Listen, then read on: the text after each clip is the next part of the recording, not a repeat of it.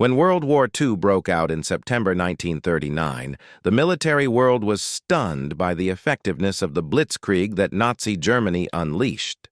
Panzer armored divisions, working in close coordination with the Luftwaffe and motorized infantry, crushed Poland and then France in just a few weeks. For the U.S. Army, which remained outside the conflict until the end of 1941, the images of German tank columns racing across the European plains left a deep impression. Washington quickly realized that the light and medium tanks it possessed would stand little chance against the power of German armor. The problem was not only producing more tanks, but also developing a doctrine and a dedicated weapon capable of countering tanks under modern battlefield conditions. In the early 1940s, the U.S. Army did not yet have a specialized anti-tank force or vehicle. At the time, Army doctrine emphasized using tanks to fight tanks, but the Blitzkrieg campaigns showed that this approach was not effective. A new unit called the Tank Destroyer Force was established in 1941. This doctrine stressed the development of highly mobile vehicles, armed with powerful guns to destroy enemy tanks, but without the need for heavy armor. The logic was simple. If an armored vehicle could move quickly, seize a favorable firing position, take out its target, and withdraw before the enemy could respond, it would be far more effective than attempting a head-on slugging match with thick armor. While Germany invested in ever larger machines like the upgraded Panzer IV, the Panther, the Tiger Y, and later the Tiger II, the U.S. took a different path. American commanders understood that their industry could produce in vast numbers. So instead of creating a super tank to counter the Panther or Tiger, they wanted a lightweight, mobile, easy-to-build, and easy-to-maintain vehicle. This became the foundation for the birth of the M18 Hellcat, the fastest tank destroyer of World War II. The development of the Hellcat began with prototypes T-49 and T-67, tested in 1941-1942. At first, the U.S. Army requested a light-tracked tank destroyer armed with a 37 mm or 57 mm gun. But as the European battlefield saw the arrival of the more heavily armored Panzer IV and later the Panther, firepower requirements increased. Engineers soon realized that to deal with German armor, at least a high-velocity 76 mm gun was needed. This led to the design of the T-70 prototype, which eventually became the M18 Hellcat. The Hellcat's defining feature was its absolute prioritization of speed. To achieve this, its armor was kept to a minimum, ranging only from 12 mm to 25 mm, which meant it could hardly withstand German tank rounds. Instead of protection through steel, the Hellcat relied on dodging danger with speed and maneuverability. Weighing only about 17.7 tons, far lighter than the M4 Sherman, 30 tons, or the Panther, 45 tons, it was powered by a 400-horsepower Continental R975 engine, originally an aircraft engine detuned for ground use. This allowed the Hellcat to reach 55-60 mph, 88 to 96 km/h, on roads far faster than any tank or armored vehicle of the war. In fact, the Hellcat was not only faster than German opponents, but also quicker than many light-armored scout cars. Its design clearly embodied the hit-and-run philosophy: strike fast, kill cleanly, and withdraw swiftly. The turret was open-topped, reducing weight, improving crew visibility, and allowing ventilation in the otherwise suffocating combat environment. The drawback, however, was that the crew was highly vulnerable to artillery, shrapnel, mortars, or small arms fire. With a 5-man crew, commander, gunner, loader, driver, assistant driver, the Hellcat depended on flawless teamwork and mobility for survival.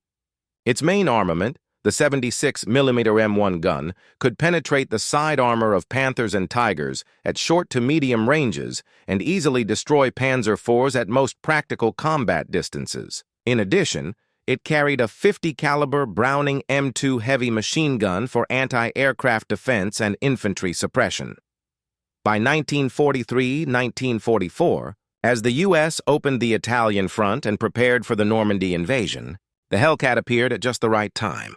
The Army needed an anti-tank vehicle that could operate alongside Shermans in the attack, while being mobile enough to react rapidly to German armored thrusts. Notably, American industry could produce the Hellcat in large numbers thanks to its simple design and use of widely available components.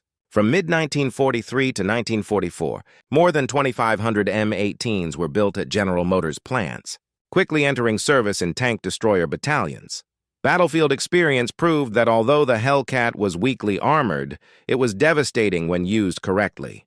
In the hands of experienced crews, it could exploit speed to constantly change positions, ambush from forests and villages, and withdraw before German tanks could traverse their turrets.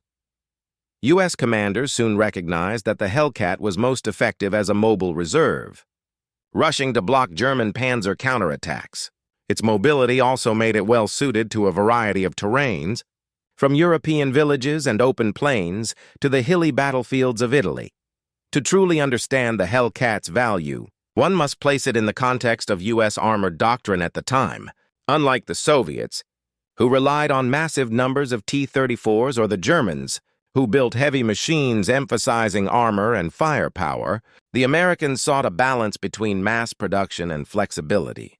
The Sherman was the backbone tank, able to fight in many roles, while the Hellcat served as the sharp anti-tank spearhead, dealing with the heaviest threats.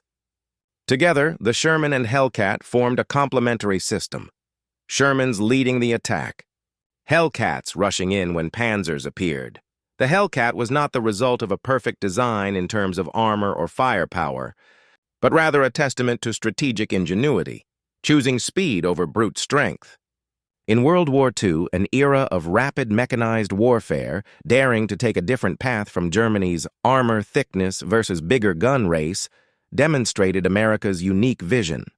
The arrival of the M18 Hellcat marked a turning point in U.S. military thinking, paving the way for key victories, most notably at the Battle of Arracourt in Lorraine, where Hellcats proved their worth against the feared Panthers and Tigers. At the outbreak of World War II, the United States and Germany started from vastly different historical, industrial, and strategic conditions, which gave rise to two opposing armored doctrines. On one side stood Nazi Germany, which had gained battlefield experience from the early Blitzkrieg campaigns and viewed tanks as the decisive spearhead to break through enemy lines. On the other side was the United States, which entered the mechanization race later, but possessed immense industrial capacity and a more pragmatic approach, prioritizing mobility, reliability, and mass production. This doctrinal divergence explains why, on the European battlefield, Panthers and Tigers could inspire terror through their thick armor and heavy firepower, while Shermans and Hellcats prevailed through speed, numbers, and efficient organization. As early as the 1930s, German officers like Heinz Guderian emphasized the central role of tanks in Blitzkrieg doctrine.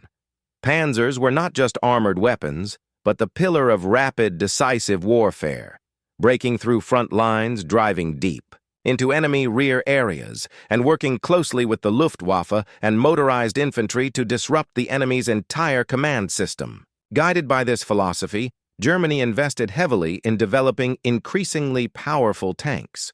Starting with the light Panzer II, armed only with machine guns, then progressing to the Panzer III and IV with 50 mm and 75 mm guns, German armor evolved rapidly.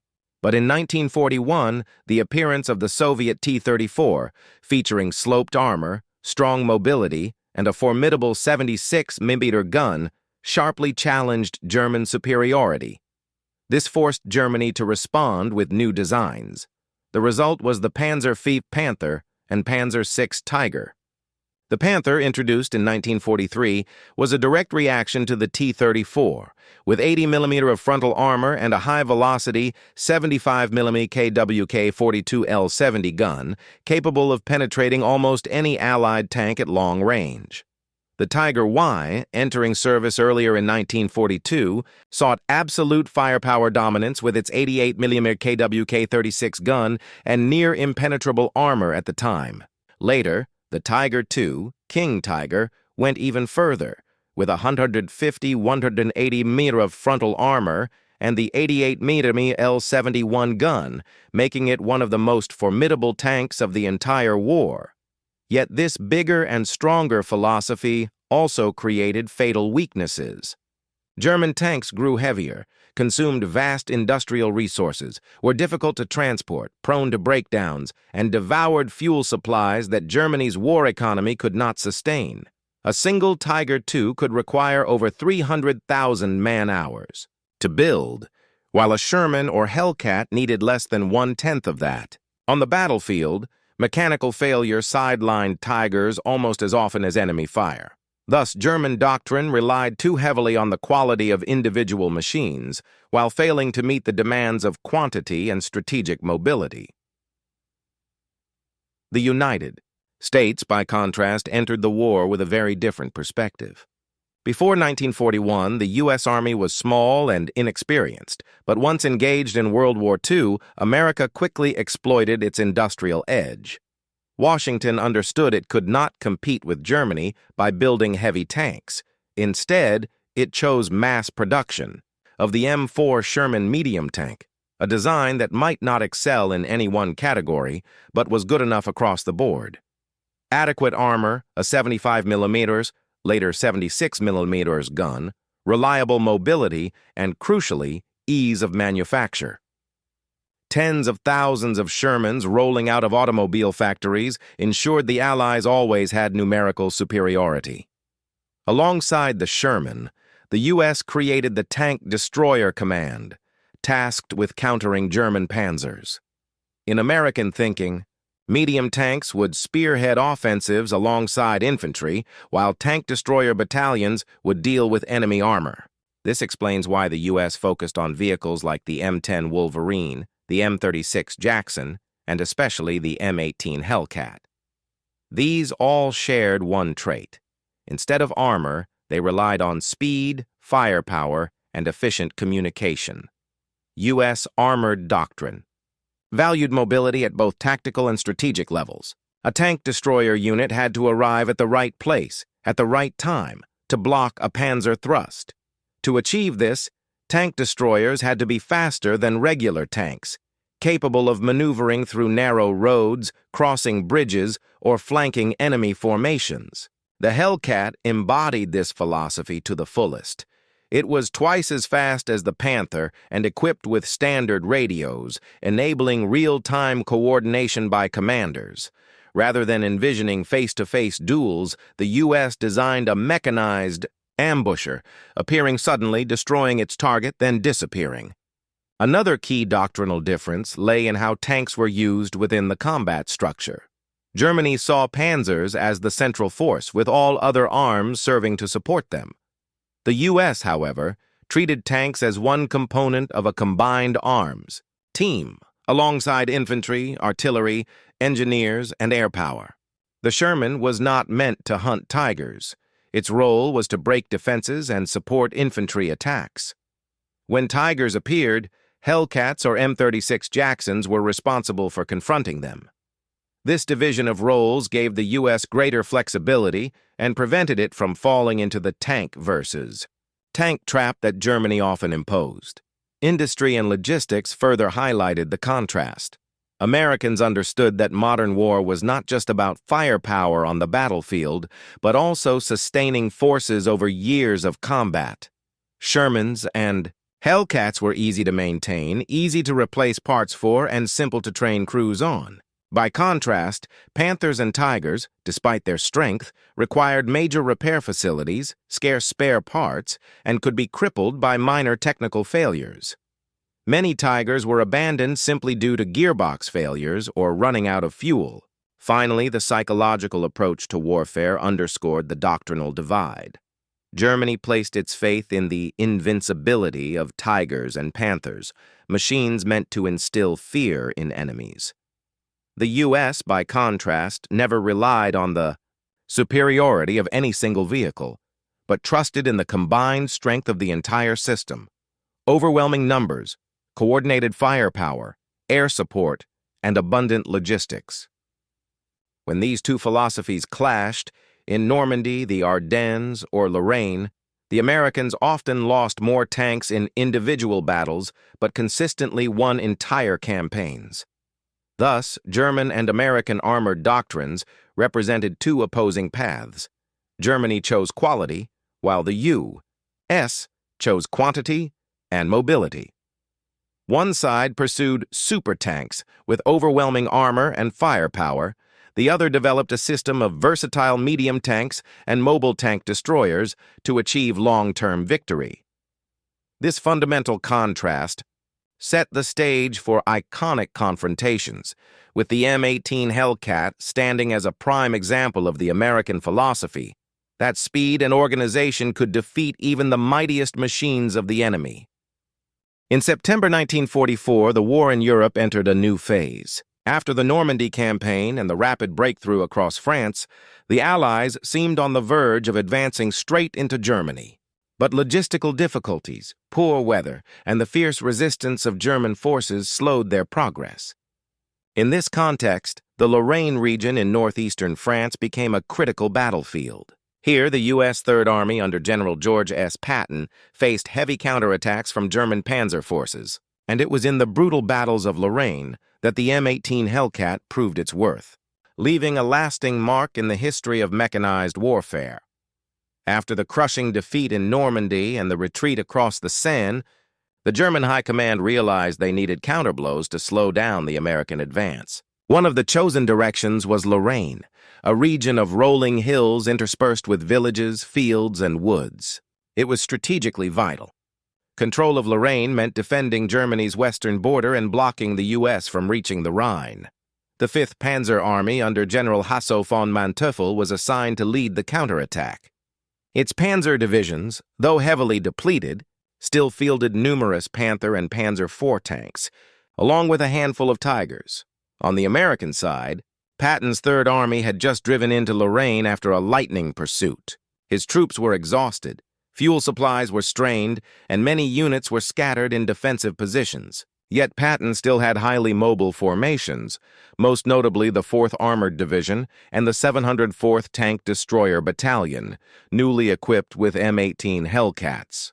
This would be the Hellcats' first trial by fire on a large scale against Germany's veteran Panzer units. On September 18, 1944, German Panzer Division suddenly launched a counteroffensive near the town of Aracourt. Their goal was to cut off U.S. forces, retake key high ground, and open the way for deeper thrusts into Patton's rear. The weather was foggy and rainy, masking Panzer movements while limiting American air superiority, ideal conditions for an armored strike. At first, the Panzers advanced with confidence. Panthers, nearly immune to the 75mm guns of Sherman tanks, rolled into the fields around Aracourt. U.S. infantry and Shermans at the front were caught off guard and overwhelmed. But soon, the Hellcats were committed to the fight. Exploiting their superior speed, Hellcat crews quickly maneuvered into ambush positions. In several clashes, they used their acceleration to dart out from cover, fire into the flanks or rears of Panthers, and pull back before the enemy could traverse their turrets. The Hellcat's 76mm gun could not penetrate Panther frontal armor at long range, but at 500-800 meters against the sides or rear, it was more than lethal. On September 19th, in an ambush near Luneville, a single Hellcat platoon destroyed or disabled several Panthers within minutes.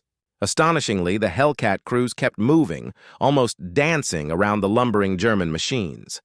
Reports after the battle noted that German crews were stunned by how quickly their opponent appeared and disappeared, leaving them unable to react. It was the first time Panzer troops faced an adversary so much faster than themselves. For more than a week, from September 18 to 29, the Battle of Arracourt became a continuous series of engagements. The Germans launched wave after wave, committing about 262 tanks and assault guns in total. The Americans, meanwhile, saw the 704th Hellcats working in close coordination with the Shermans of the 4th Armored Division. The Shermans held the line while the Hellcats maneuvered for decisive strikes.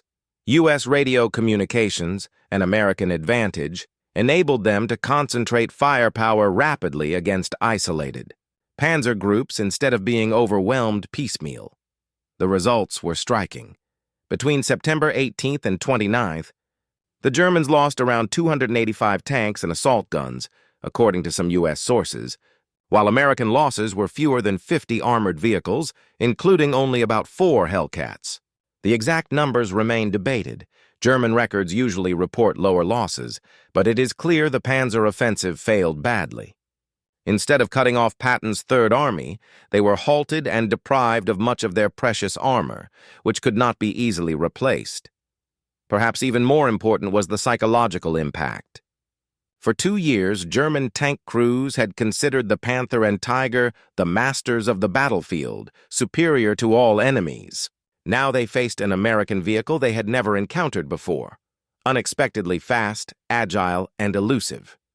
The Panther, designed for head-on duels, suddenly found itself clumsy against the Hellcat's mechanized guerrilla tactics. German after-action reports admitted that crews were under extreme stress, unable to traverse turrets quickly enough to respond. The hunter had become the hunted. For the Americans, Aracourt validated the doctrine of mobile tank destroyers. When used properly, the Hellcat could defeat much stronger opponents. Lessons from the battle spread quickly through the U.S. Army, underscoring that speed, coordination, and surprise were the keys to armored victory. The Hellcat was not meant to charge headlong at Tigers, but to flank, strike decisively, and vanish. This doctrine spared the 704th from heavy losses while inflicting crippling damage on the Panzers. After Aracourt, General Patton praised the tank destroyer units, calling them the shield that prevented the Germans from regaining the initiative. For Germany, the defeat revealed insurmountable problems: fuel shortages, lack of air cover, poor communications, and above all, the mismatch between traditional Panzer tactics and the conditions of late 1944. Though major battles like the Ardennes still lay ahead, the Panzers would never again seize the operational initiative in the West. In retrospect, Aracourt was not the largest battle in scale, but its strategic significance was profound. It was the first time the Hellcat proved its value on a large scale, and it symbolized the collapse of Germany's doctrine of the invincible heavy tank. It demonstrated that in modern warfare, speed and coordination could defeat brute mechanical strength. The lessons of Aracourt continued to shape U.S. armored doctrine, and in the long run, it became a classic case study in military history, showing how a seemingly fragile weapon, when used within the right doctrine, could deliver unexpected victories over a more powerful foe. If the Battle of Arracourt was the real-world trial that confirmed the value of the M18 Hellcat, then the analyses afterward revealed a crucial truth. The Hellcat's strength did not lie in thick armor or overwhelming firepower, but in the combination of speed, tactics, and the psychological effect it created on the battlefield. Understanding these factors explains why such a seemingly fragile vehicle became one of the U.S. Army's most effective tank killers in World War II. First and foremost was speed, the Hellcat's most fundamental advantage. With its Wright R975 engine and lightweight chassis, the Hellcat could reach more than 80 km/h on good roads, an unprecedented figure for any armored vehicle of the time. Even the Sherman, already considered fairly mobile, only managed about 40-48 km/h. This speed was not just a statistic. It allowed Hellcats to close in, fire, and withdraw faster than opponents could react. Many crews described the feeling as driving a sports car with a gun, utterly unlike the sluggish heaviness of Panthers or Tigers. This changed the way battles were fought. The Hellcat did not sit still trading shots but struck swiftly, exploiting terrain for ambushes. This shoot-and-scoot tactic was developed into an art by the 704th Tank Destroyer Battalion and others. When spotting Panzers, Hellcats did not charge head-on. Instead, they chose high ground or forest edges, set up in advance, and waited for the enemy to pass before striking their thin flanks or rears. Immediately after firing, they shifted position to avoid retaliation. This constant movement left German crews unsure where the Hellcats were, how many there were, or when the next strike would come. In practice, a single platoon of Hellcats could create the illusion of an entire battalion, simply by appearing from multiple directions within minutes. Beyond speed, radio communication was another decisive advantage. Every Hellcat carried a radio, enabling crews to coordinate directly with Shermans, infantry, or reconnaissance aircraft. This turned combat from isolated actions into networked operations. If Shermans met Panthers head-on and struggled, they could call Hellcats to flank. If infantry reported an approaching column, Hellcats could quickly redeploy to intercept. Thanks to this informational edge, Hellcats often appeared at the right place at the right time, something that left their opponents deeply unsettled. Psychologically, the Hellcat produced opposite effects on each side. For American crews, speed and agility provided a sense of control. They knew they sat inside a lightly armored vehicle vulnerable to any Panzer hit, yet survival lay in mobility. Unlike Sherman crews, who often had no choice but to face danger head-on, Hellcat crews could choose their battles. They could strike from unexpected angles, withdraw if conditions turned unfavorable, and return under better circumstances. The belief that they were driving the fastest vehicle on the battlefield gave U.S. tank destroyer crews confidence and resilience. For German crews, by contrast, the Hellcat was a maddening enigma. Panthers and Tigers had been trained to deal with Shermans, which usually advanced directly and were harder to evade. Against Hellcats, they faced targets that appeared for only seconds before vanishing. This produced severe psychological strain. German crews strained their eyes, scanning constantly, swung their heavy turrets in vain, and lived in fear of being shot from behind. Many German accounts admit Panther crews often missed their shots simply because Hellcats shifted positions too fast for optics to track. Some reports bluntly stated, the Hellcat did not only kill tanks, it killed Panzer crews' confidence. The psychological impact extended beyond individual duels. Before Aracourt, many U.S. units still feared Panthers as nearly unbeatable threats. But after watching Hellcats destroy Panzer after Panzer, overall morale soared.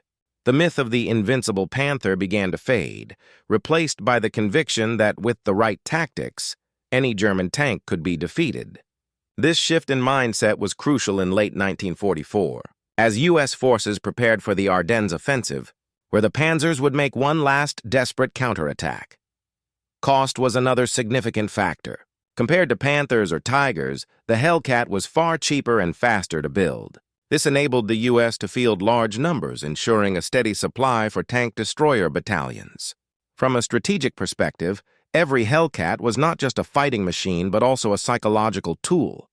Their sheer numbers conveyed that the U.S. was always ready to counterattack. The Germans, by contrast, faced the constant struggle of replacing lost Panzers as their industrial base collapsed. Human factors mattered as well. The Hellcat demanded daring and adaptable crews. Sitting inside a thin steel box yet daring to challenge Panthers required courage. But U.S. soldiers' fighting spirit, combined with faith in tactics and mobility, turned the Hellcat into a fearsome weapon. Many crews recalled playing with death, racing out of cover at high speed, firing a shot, then vanishing before the enemy turret could turn. This boldness was critical to their battlefield effectiveness. In summary, the Hellcat's tactical and psychological advantages can be distilled into 4 points: absolute speed, mobile ambush tactics, radio-enabled coordination, and morale effects on both sides. These were factors the German Panzers, superior in armor and firepower, could not counter effectively. That is why the Hellcat was not just a vehicle, but a vivid embodiment of U.S. military philosophy, to rely on mobility and information as primary weapons rather than brute mechanical strength.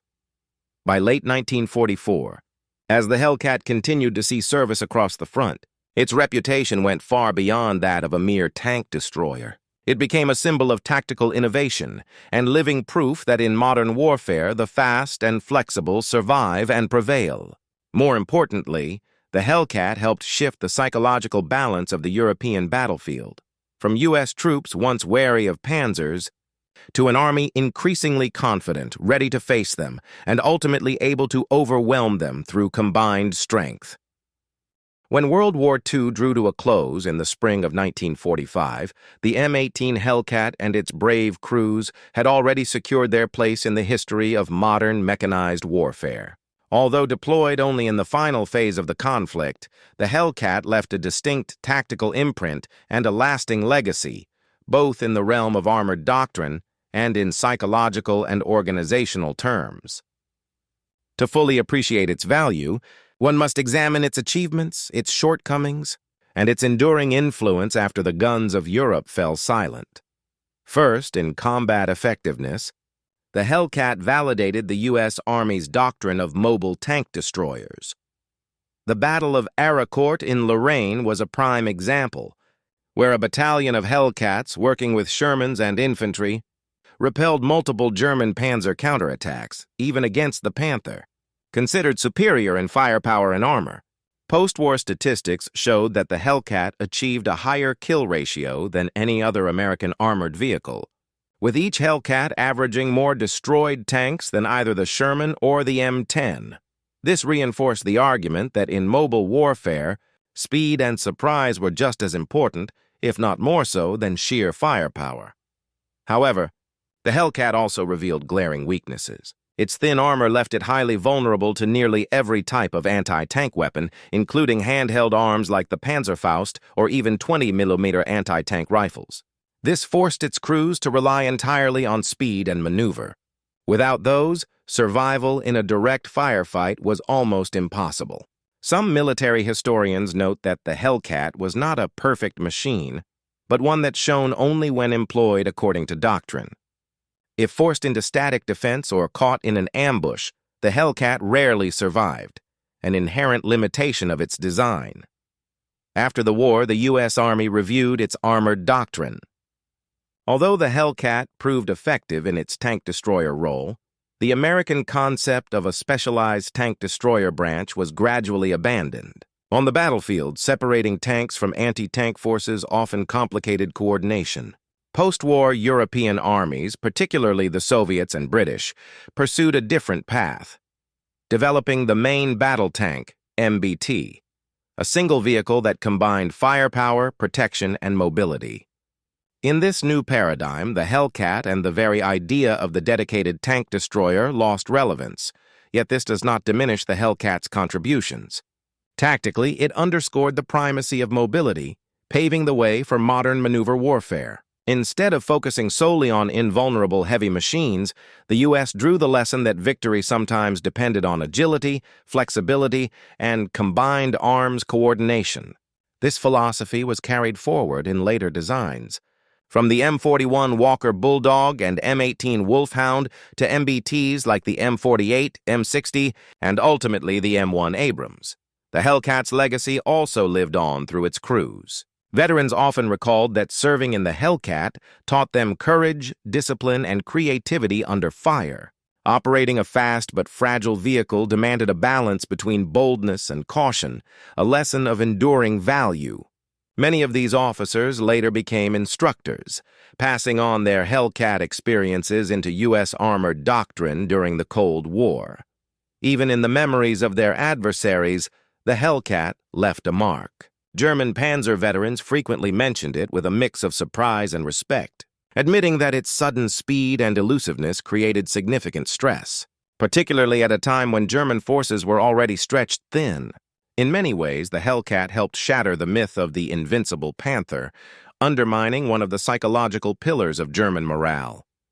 Today, Hellcats are preserved in military museums across the United States and Europe. A few remain in private collections, occasionally appearing in historical reenactments. In retrospect, the Hellcat was more than just a machine of war. It was a symbol of ingenuity under pressure. It proved that agility and tactical intelligence could offset material shortcomings, and that in modern war, the human factor, the will to think and act decisively, was ultimately decisive.